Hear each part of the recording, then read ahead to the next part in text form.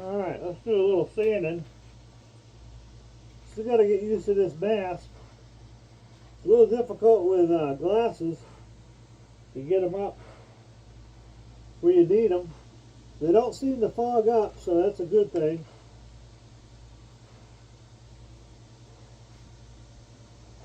I just want to get this kind of pre-sanded.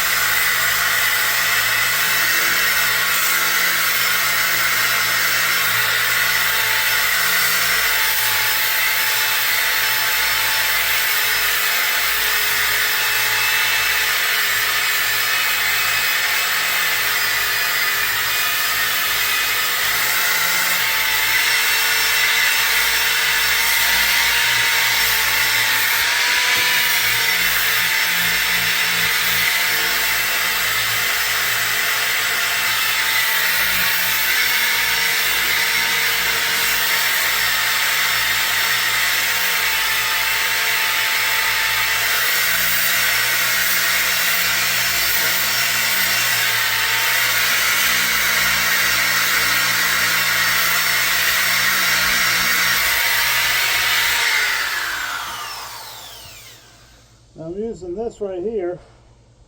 It does a pretty quick job, but it will leave the little swirl marks in it, which I go back and get out with the palm sander with this. It just saves a lot of time using that, and sometimes the that will leave burn marks. Like this is chestnut oak, so it's pretty hard, and then you're next to cherry, so that little vibration sometimes can have little tear outs. So using this makes pretty quick work of kind of getting everything even. Like right here, I got a little high spot.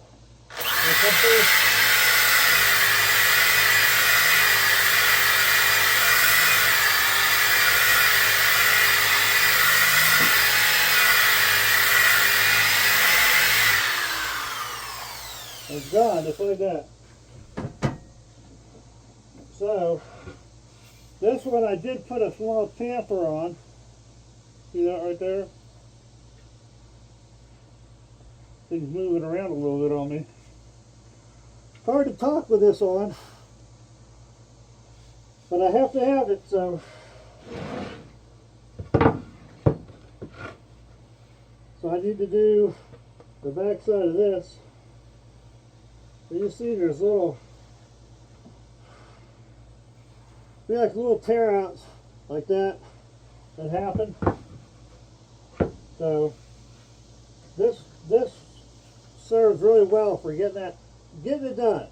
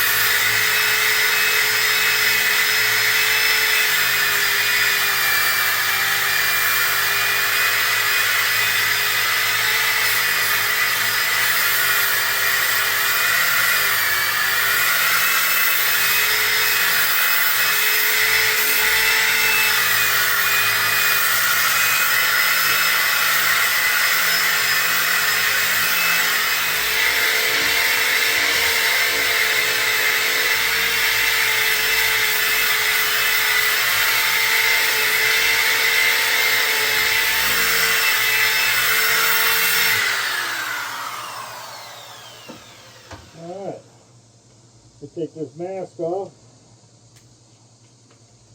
Oh. Gotta unlock the glasses first. That mask works pretty good. This first time using it with you guys. It's starting to get warm out here, and talking and doing this makes me a little dizzy because I'm not getting all the oxygen from that I need from my lungs. So I've got like I'm a little dizzy. So I gotta slow down a little bit. It's getting hot during the day, but I got 5 of these that I want to kind of make and get oiled up for today. But this is just 2 of them. It takes longer, you know, talking to you guys and moving stuff around, but I'll get the other 3 done pretty quick. So I got the chamfer on that one, which you can just do with a chop saw because it'll cut like 13 1/4 inches. These are only like 9 1/4. 9 1/4 by about 17 inches is what the length is. So let me go grab the 2 items that I'm thinking about putting on them.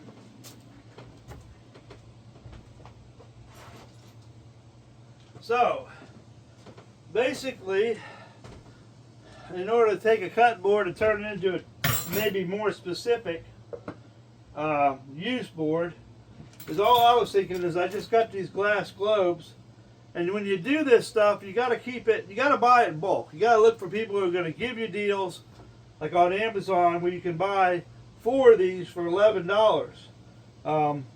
Because by the time you break that down, so much into each board. And then I got these right here where you can buy double packs, and they're just like little cheese cutters, wires.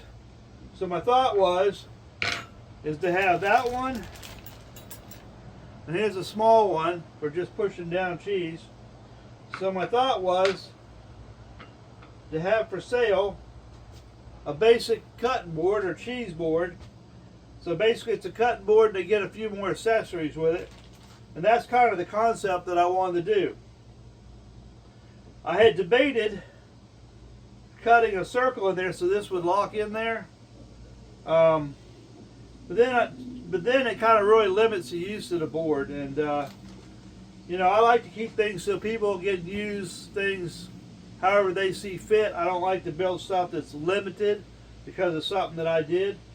So I think for now the concept's just going to be they get a nice little dessert globe, cover their cheese or their dip or whatever, 2 decent cutters for cutting cheese, and I think that'd be a nice concept to put up for sale. I wanted to keep it under 50 bucks and still make a little bit of money, so I think this basic setup would do fine for that. And of course they can use this on a plate or anywhere else. They can use their cheese cutters on any other projects, you know. So it's universal, and then the board can still be used for cutting other items. It's not limited because it has a groove cut in it with this glass globe width. So you tell me in the comments whether you would have routed out a nice place for this to set in, or however, you know. It's fun making up new items to sell and being creative. I mean, that's what it's all about, the woodworking. That's what I do these days. Is I'm just small time.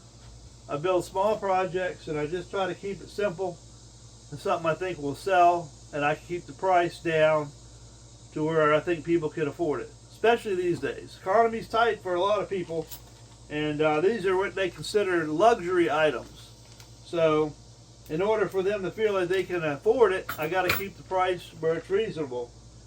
And I think somebody would have 50 bucks or so for something neat like this to add to their collection of the kitchen things that they would like to have for doing entertaining. So, that's kind of what my concept was here with this. But I'll get one of these made up and oiled with the feet on it, and I'll bring you back and kind of show you what my thought was, and then you guys can drop comments. Please make comments and stuff. Tell me what you might want to do to improve that, or if you think it's a good idea just the way it is, or whatever. Just let me know. So we'll be doing more little videos like this because really I'm kind of limited.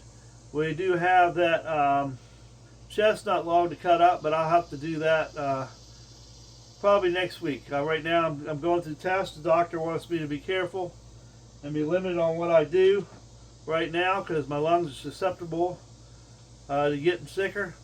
And until I get a little more healthy, I got to be careful what I do. So I love to make plenty of videos for you guys, and there'll be more coming because I'm going to get better. So we're going to kick its ass, and I'm going to get better. And we're going to move on, and we're going to have some great videos because I've got a lot of ideas, and I still got the addition to build here. We got some drying sheds to build that are going to be like a portable type drying shed. And then some of the drying sheds, we may even make the drying shed into, how hard would it be to take a drying shed, convert it a little bit, and make it into a semi-kiln that you could dry stuff in it. And just using, dehumidifiers and a little extra insulation maybe. So that's going to be fun, but I got to get myself better first. So hang tight, we're going to show more of this in just a minute. All right. I think I can take all this off. I'm done sanding now.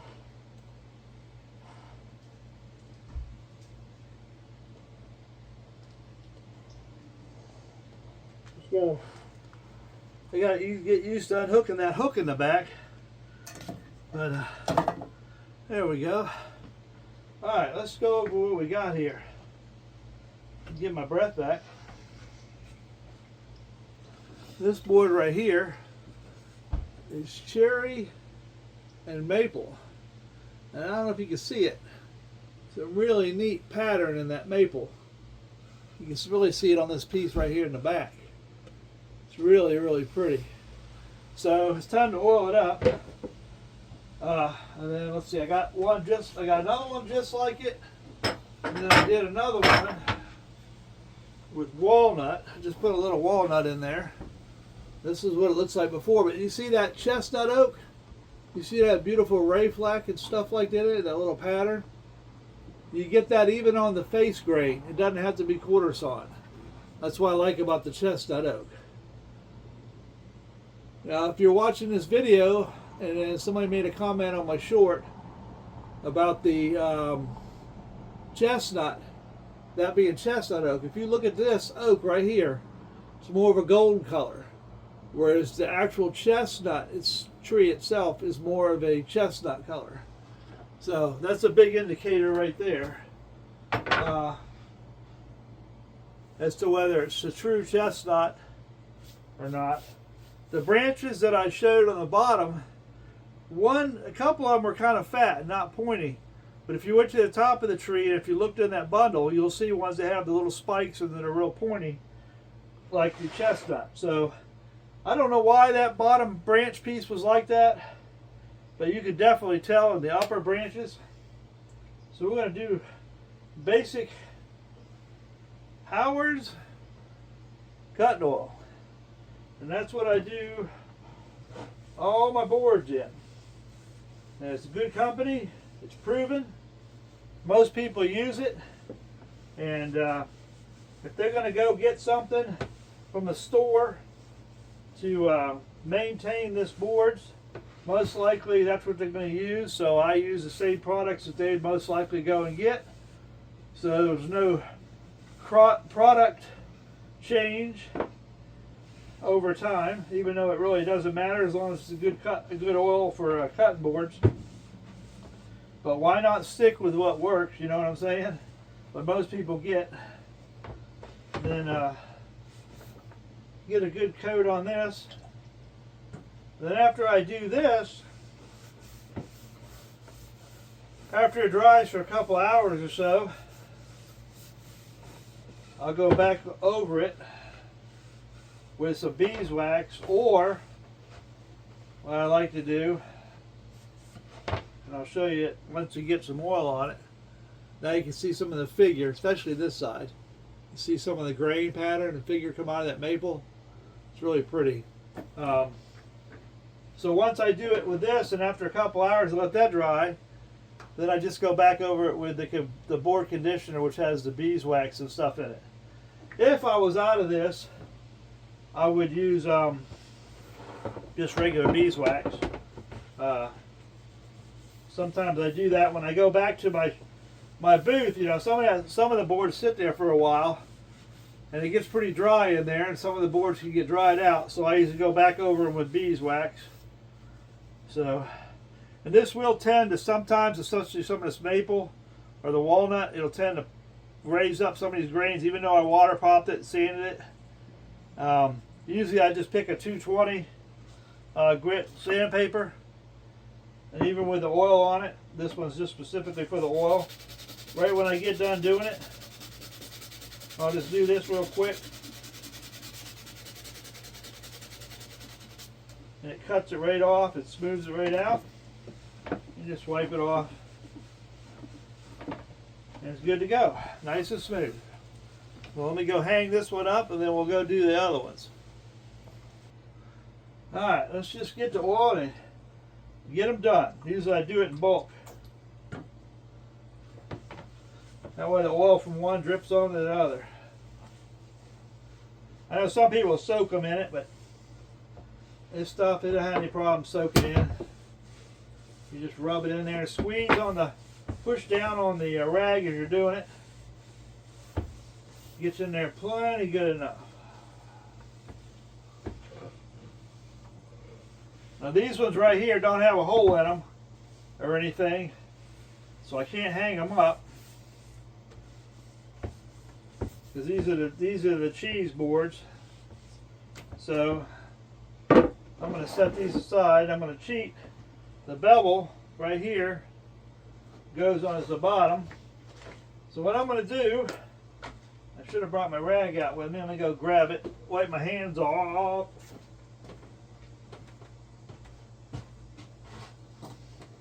I know some people wear gloves, and I like to get the oil in my hands.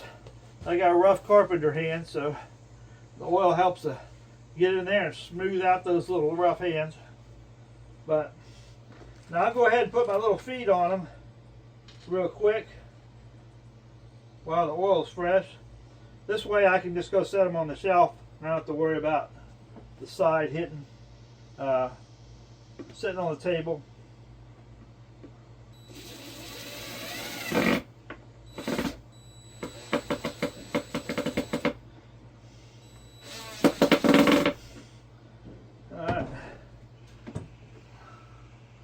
I pretty much just eyeball these. Ain't gotta be perfect. If they're a millimeter off or let's see, yeah, a millimeter off, ain't nobody gonna care.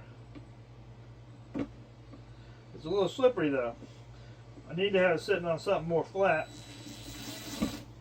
because if I'm pushing that, it's walking around on this board, this plastic. And once I get them started, they're all right. Oily, oily, oily.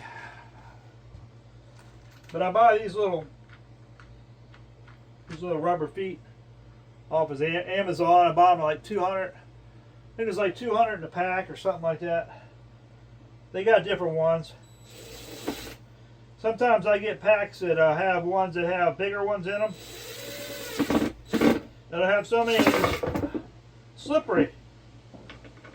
That'll have so many of these. So I want to go in there straight.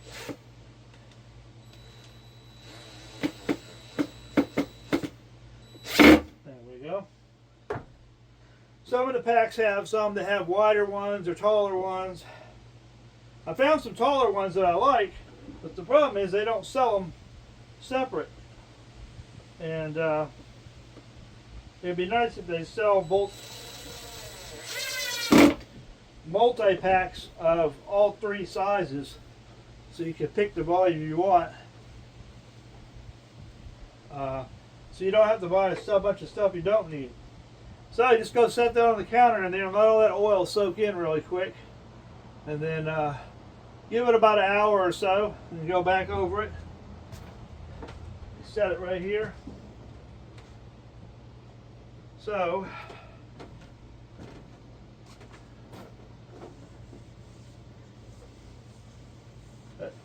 One of my favorite or my biggest seller is this anything made with chestnut oak. Any of the cutting boards that have chestnut oak in them and cherry in them are the biggest sellers. Now I know for a lot of you guys trying to source chestnut oak to put on your boards,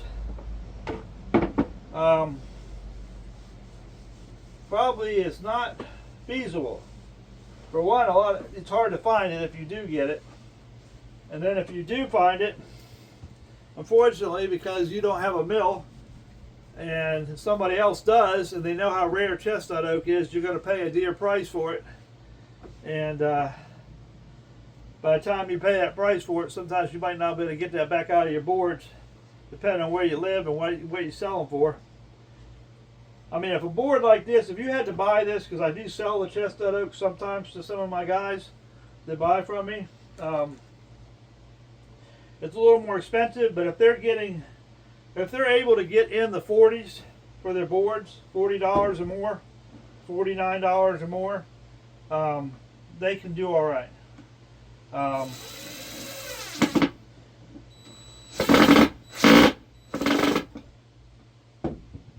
I sell my boards all day long because I own the lumber. That's just how I sell so many people like them, is I can sell them cheaper because I have the lumber and I mill them and I dry it. So I can be very competitive when it comes to selling cutting boards. And most people can't beat my prices unless they have their own mill and they dry it and go all through this long process of building them. So, hey, you know, there's nothing wrong with that. That's the market for you. But there are plenty of people selling them for twice what I sell them in some markets, depending on where you're at. So they can do fine too as well. And in the long run, they may make more because they get more per board. They don't have to sell as much. So I like doing it. If I didn't have access to the lumber, then that may be an issue. Where I might have to raise the price up. Like with this chestnut oak, we don't have much of it. I got enough to last maybe 2 years at the rate I'm cutting boards. So after about 2 years, either I find another tree, and it has to be cut down now or soon to now, for the boards to be ready, or I have to go out and source the material myself and pay for it just like everybody else. So there's another one. Chestnut oak and cherry. So that cherry will actually, leave it sitting out for a little bit, will actually get darker. Darkens up really nice. I'll set this in here somewhere.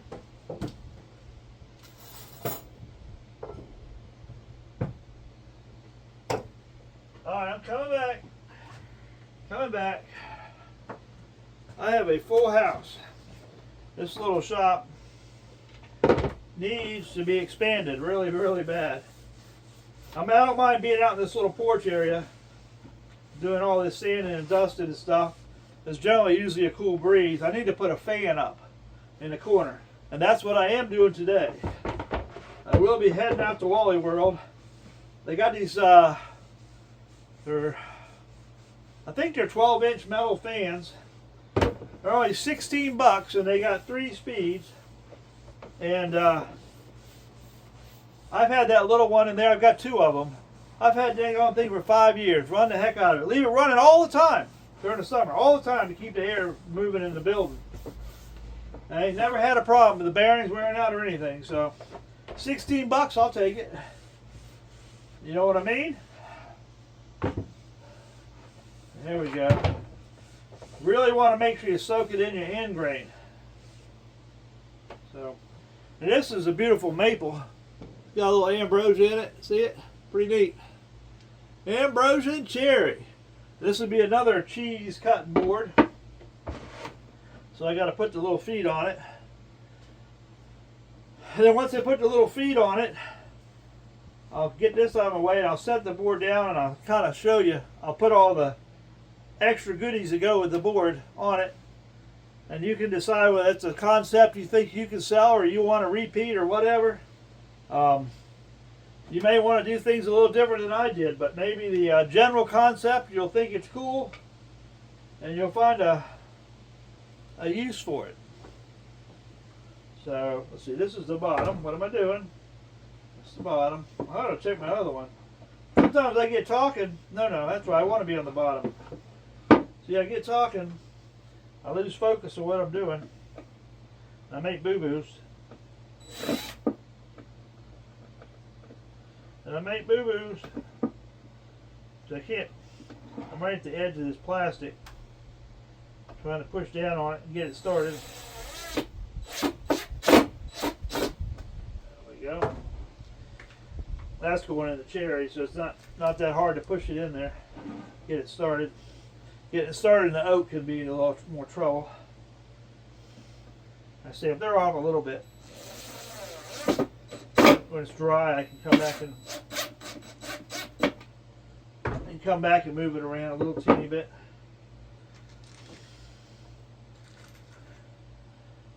Yeah, I don't know if the camera shows it. I'll try to get up really close. Just one piece of maple right here. It's just absolutely beautiful.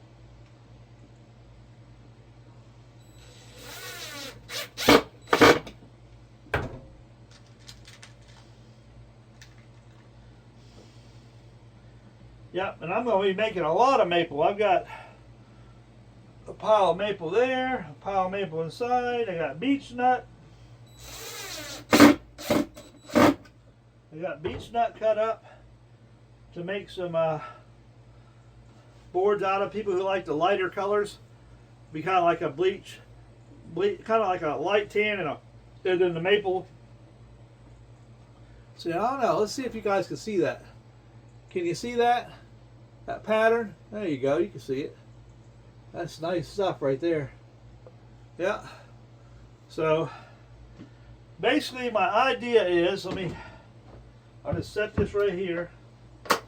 Don't mind the mess. It's a working shop. So let me kind of clean this off a little teeny bit, some of the excess oil. Usually you go back after 5-10 minutes and just lightly wipe off the excess and let it dry. So, the concept is, I gotta take these in and wash them. The concept is to have a place to put your cheese that you've cut or dip or whatever. And I buy these in sets here. So you get a set of, you get 2 sets. So basically you get 2, if I can get them out, 2 long handle, or 2 long handle and 2 short handles. So that's kind of the concept. The cheese dessert cutting board. The only problem is when I go to put these on there and I put it there, I can't tape this stuff down because this is all wax. So I've had issues in the past of trying to keep stuff together. So I've got to figure out how I'm going to do that. So people pick it up, this doesn't end up getting broke, and then I always end up being the one to lose because they won't say anything and they run off and they leave it broke. So I don't know why people do that, but they do it in a heartbeat. So there's your cheese. Your cheese cutting board. You could cut cake. You know, you could have some fancy or the cake, fancy little cake pieces, and you cut them up. You could have crackers and have your dip under there. So that's, you know, that's kind of the concept right there of what I was thinking as the holidays are getting closer. I'll probably make on the lathe, I'll make some cutting boards like this. I'll cut them in half and I'll turn them. Maybe make them a little wider, but I'll turn them and make round cutting boards with these globes. I just want to see how they sell first before I put a lot of money into it. Have a bunch of stuff sitting around and end up in storage or whatever. End up in my kitchen is usually where this stuff ends up if it doesn't sell. And I'm running out of kitchens and room to put all this stuff, so I need everybody to buy it. I'm making it to buy, not, or for you to buy, not for me to keep. So if you ever buy my booth and you see these new things like that, I appreciate it if you buy it. I know it's well worth it. This will be listed for $49.95, so it'll be just under $50. So hopefully you'll find that of a good value, and if you're there, maybe you'll buy it.